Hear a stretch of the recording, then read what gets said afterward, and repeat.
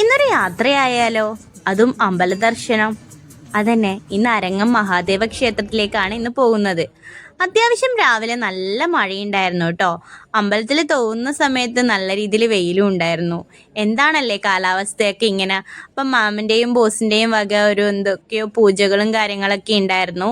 അപ്പം അതിൻ്റെ പ്രസാദം വാങ്ങുകയാണ് അവർ. അപ്പം മാം വിളിച്ചുകൊണ്ടാണ് ഞാനും വന്നിട്ടുണ്ടായിരുന്നത്. വത്സ ചേച്ചിയും ഉണ്ടായിരുന്നു നമ്മളൊപ്പം തന്നെ. അപ്പം ഞാനും മാമും ഇങ്ങനെ കുറച്ച് നേരം വീഡിയോസൊക്കെ എടുത്ത് തന്ന് ഫോട്ടോസൊക്കെ എടുത്തു. അതേപോലെ തന്നെ എനിക്കും ഇഷ്ടമാണ്, മാമിനും ഇഷ്ടമാണ് ഇങ്ങനെ അമ്പലത്തിൽ വന്ന് ഇങ്ങനെ കുറേ നേരം ഇങ്ങനെ ഇരിക്കാനും. ഇതാണ്ടില്ലേ ഒരു മുത്തശ്ശി നല്ല രീതിയിൽ ഇങ്ങനെ വായിക്കുന്നുണ്ട് കേട്ടോ. ഇങ്ങനെ വായിക്കുന്ന കേട്ടിരിക്കാനും അതൊരു പ്രത്യേക സുഖമാണ് കേട്ടോ.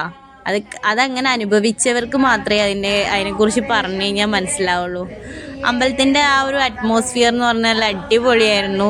കല്ലുകൊണ്ട് നിർമ്മിച്ച ഒരു അമ്പലം, അതും ദേവിയുടെ അമ്പലമാണ് കേട്ടോ. അപ്പം എന്തൊക്കെയോ ചടങ്ങുകളുണ്ട്. ഇതെന്താന്ന് എന്നൊന്നും എനിക്ക് പറഞ്ഞു തരാൻ അധികം അറിയാത്തതുകൊണ്ട് ഞാൻ അതിലേക്ക് പോകുന്നില്ല. അപ്പം അറിയുന്നവരുണ്ടെങ്കിൽ ഒന്ന് പറയാ.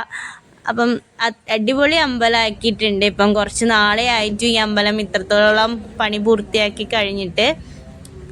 ഞാൻ ആദ്യമായിട്ടാണ് ഈ അമ്പലത്തിലേക്ക്, ദേവിയുടെ അമ്പലത്തിൽ മുന്നേ പോയിട്ടുണ്ടെങ്കിലും ഇങ്ങനെ പണി കഴിപ്പിച്ച് കഴിഞ്ഞിട്ട് വരുന്നത് ആദ്യമായിട്ടാണ്.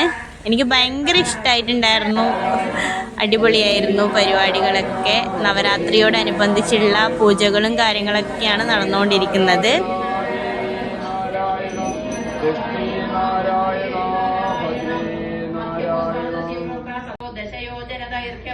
നാനാ സൗഭാഗ്യ സംയുക്തോ നാനാഭോഗ സമന്വിത മധ്യഭൂതാശ്രീ പ്രോക്ത സദനാനി തഥൈവ ഷഡ്കോണമന്ത്ര വിസ്തീർണ ഗോണസ്ഥ ദേവതാശ്രണോ പൂർവഗോണേ.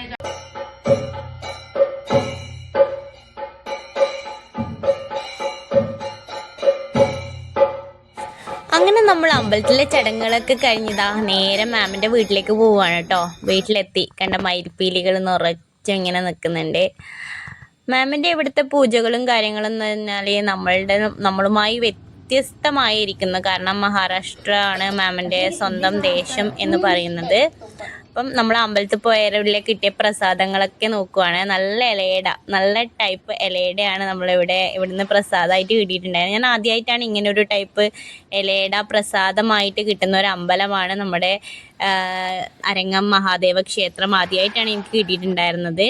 അപ്പം മാമിൻ്റെ ഐതിഹ്യപ്രകാരം ഒരു 9 ദിവസം, നവരാത്രിയുടെ 9 നാളുകൾ അവർ കെടാതെ കാത്തു സൂക്ഷിക്കുന്ന ഒരു വിളക്കുണ്ട്. അതിൽ എണ്ണ ഒഴിച്ച് അത് എപ്പോഴും കാത്തു സൂക്ഷിക്കേണ്ട ഒരു സംഭവമാണ്. 2 വശത്തും ഓരോരോ വിളക്ക് കാണുന്നില്ലേ നിങ്ങൾ? ഇതാണ് അവരുടെ ഐതിഹ്യം.